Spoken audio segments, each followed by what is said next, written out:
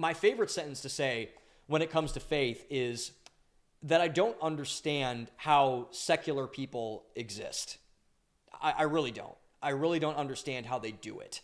And so I was a secular person for a very long time, which is really interesting because I look back on that time period and I'm like, I don't know how I did that. I have no idea how I lived like 22, 23 years without devoting myself to a higher power. And I was raised Catholic and my parents did the best that they could and all these type of things, but I never really had a religious backdrop for my life.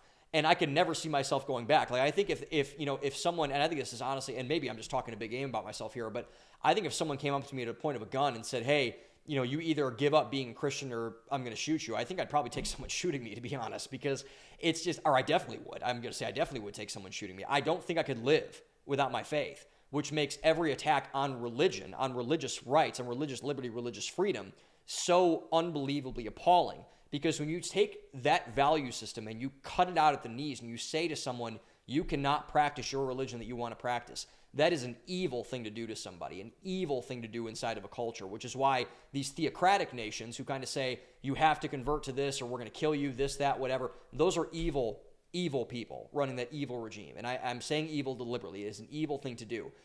And so this is why I also think that these kind of like wild atheist people are also acting in kind of an evil impulse, because I think atheism is a fundamentally broken argument. I believe that it's broken. I don't believe that you can make a rational case for atheism. I don't believe that it's possible because it doesn't really offer any redemptive leg to stand on. There's really just it's kind of just a void. It's a maw of just things that you don't really understand and you don't really have any principles to it. That's kind of the basis of the religion. You don't believe in anything. And so how does that work? And I don't believe it does work because, again, we talk about values on the show. We talk about getting to a place where value-oriented people can have a place to go and content to absorb and get things around other people. So why does that not work? The fundamental reason why atheism doesn't work is that all of them are at some point and in some way tremendously ungrateful. If you are a top-performing, high-earning man in a corporate job, I have a free gift for you, the Value Economist Handbook. In this book, you'll find a bulletproof, crystal clear, and step-by-step roadmap to build your values, systematize them into an unbeatable portfolio, and leverage them to create an unshakable identity that leads to fulfillment, meaning, and purpose. So, if you want a free copy, go down to the description below, fill out your information, and we'll send one over to you right away. Now, let's get back to today's video. And that's a bold statement. Atheists are ungrateful because they take for granted all the good of religion, regardless of what that religion is, but especially Christianity in America. They take for granted all that all of those religions have brought to them. All good things come from God. I believe that what the Bible says is true. All good things come from God. And the old saying says that, the Bible says that, whatever.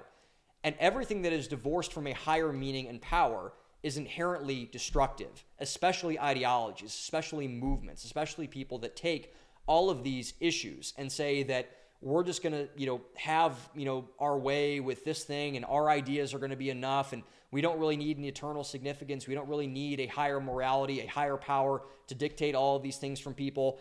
I don't think I don't think it's right. I just don't think it's right. And it's something that has really bothered me about all of these kind of radical atheists that are saying like, we need to do this, we need to do that. It's like, well, why? Like, who's telling you that? Are you telling yourself that? Probably. I know probably God's not telling you. I know for a fact God isn't telling you that because you're an atheist. You don't believe in God. And so I'm kind of done with all of these people who come and say like, oh, you should listen to me. Why?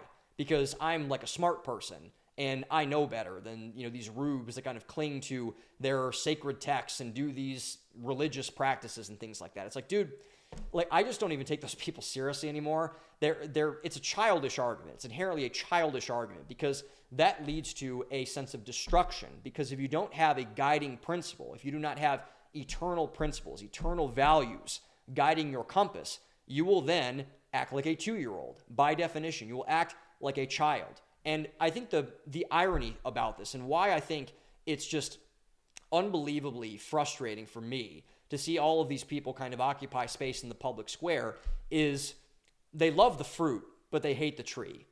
That's my favorite analogy about atheism. So atheists love what religion brings to people. They love democracy and inalienable rights and human rights and laws and everything that kind of comes from a religious structure, but they don't like the religion itself. They want to say, okay, I'm going to pluck the apple off the branch, but I'm just going to neglect the apple tree and let it kind of fester and die and hope that it just keeps sprouting out apples from its branches. That's not how this works. It's not how it works. They love the fruit. They hate the tree. They do not want to take care of the initial thing that is given them, all that is given them. Again, with the point of them being ungrateful. This is where their ingratitude really starts to show. They love all the things that come from religion. Like I said, they love democracy. They love human rights. So they claim to, which I would argue maybe against that as well. But yet, they don't like where it comes from.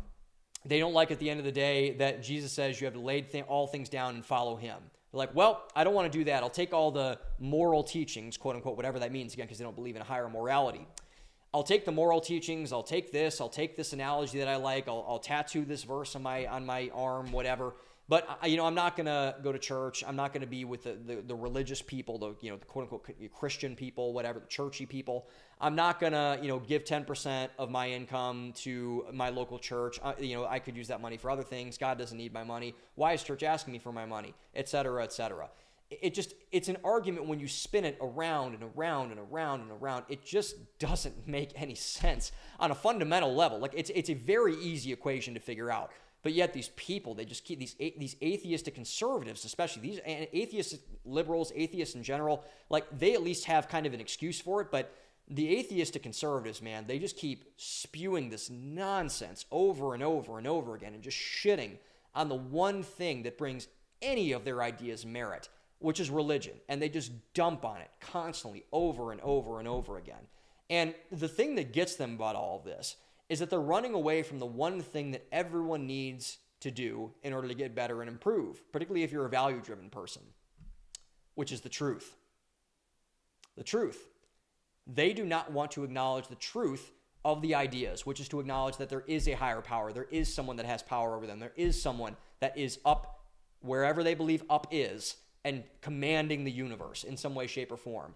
God, Jesus, Allah, all the Hindu gods, whatever they believe in. If they don't have any of that, they are blind to the truth. They don't understand what they are talking about. Fundamentally, they don't understand it because all of their ideas, all the things they're quote unquote conserving are the original things, like the permanent things. Russell Kirk talked about it. It's one of my favorite phrases ever. The permanent things. Why does the family matter? Why does your community matter? Why does law and order matter? Why does civility matter? Why does virtue matter? You can make all these kind of airy-fairy, philosophical, David Hume, Enlightenment-style BS arguments all you want to. But unless that argument contains an eternal perspective, unless it contains Jesus, unless it contains the God of your choosing, I believe in Jesus, whatever God you want to believe in, you will not have the truth. You will not have it. But if you don't have the truth, you do not have a leg to stand on in terms of how you go about living your life. And it is impossible to get better. The reason why atheists are so angry all the time and they're so mad and they have to prove themselves to everybody, that's the reason. Because they don't have the truth and they know the truth is out there if they just keep digging better. They're just afraid to. That's the other thing they don't want to say. They're afraid to dig more and more into it because they know they're wrong. They know they're wrong. And I think that is a big issue. It's a big problem. They know that they're wrong about what they believe. And they're too prideful to admit it, which is really, really unfortunate for them and for all of us, to be honest, because a lot of them are smart people.